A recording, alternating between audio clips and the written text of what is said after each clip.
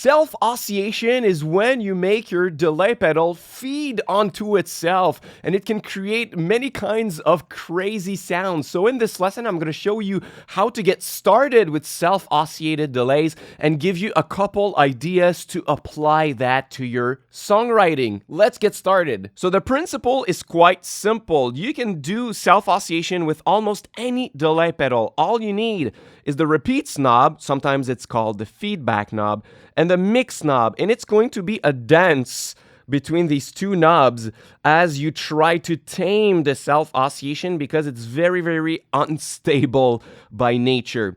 So the first step is to start putting the repeats knob at 3 o'clock. On many pedals, that's kind of the unity setting where it's going to feed onto itself indefinitely, but it's not going to get louder or quieter, right? It's just gonna be infinite.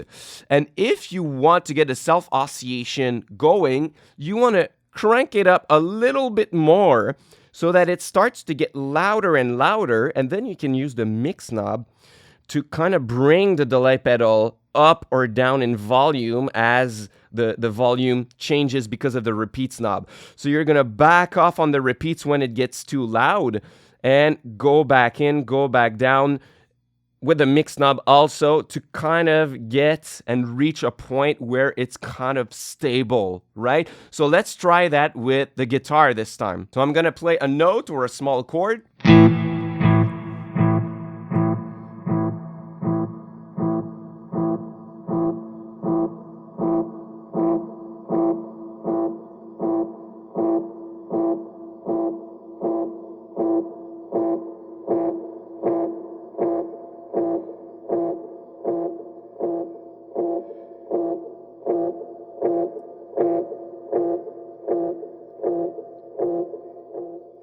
You get the principle, right? You do that. One thing that I have not mentioned is that if you play with a medium tempo, it's a lot easier to kind of have time to switch the settings, right?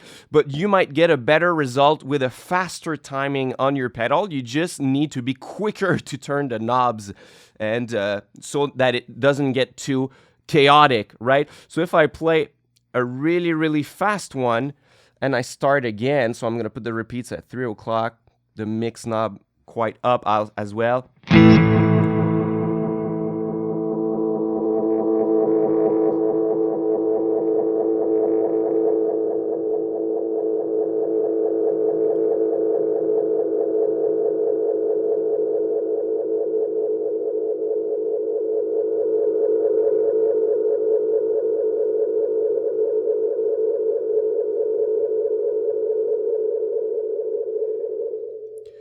Right, so you saw, whoops.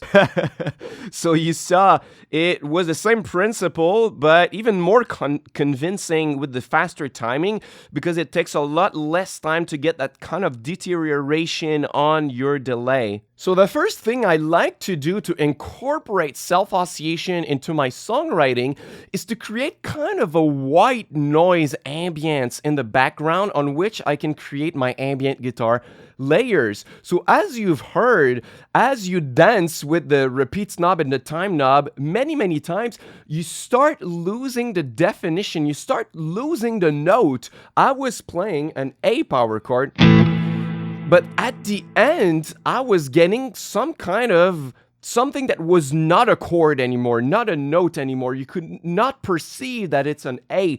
It was just kind of a white noise, right? So what you can do is to do what I've just shown you and do it for several minutes until you get something that isn't clear anymore. It's not a note anymore. And you can record that as a canvas on which you can create on top. It adds great ambience. So for example, I'm going to show you a song where I used this principle.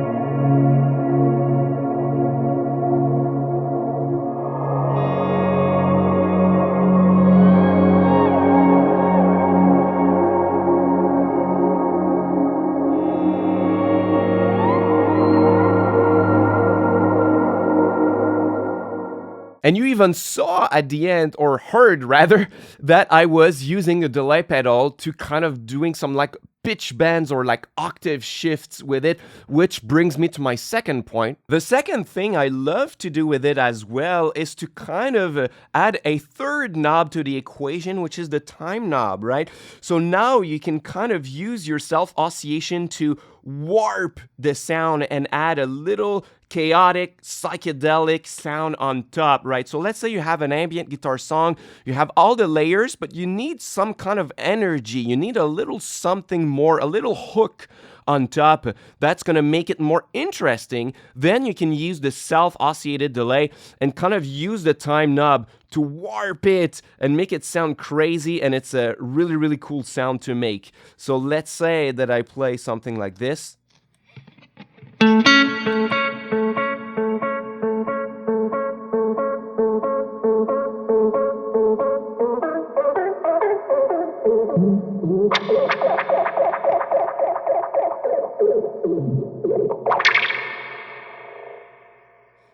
Right? It's kind of crazy, but you can add that onto your songs, and it's really nice to try. So an example is the opening track on my album, Under the Crystal Tree. I used that and pan-dipped on the left and right to add some interest to that track. Let's listen to that.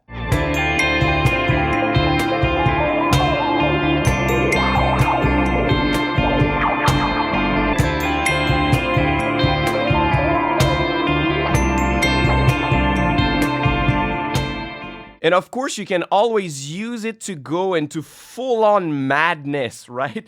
So you could put the time knob as fast as possible so that the self-oscillation is gonna be like kind of instantaneous. So I'm gonna put the repeats. So now, loud sound warning, everyone.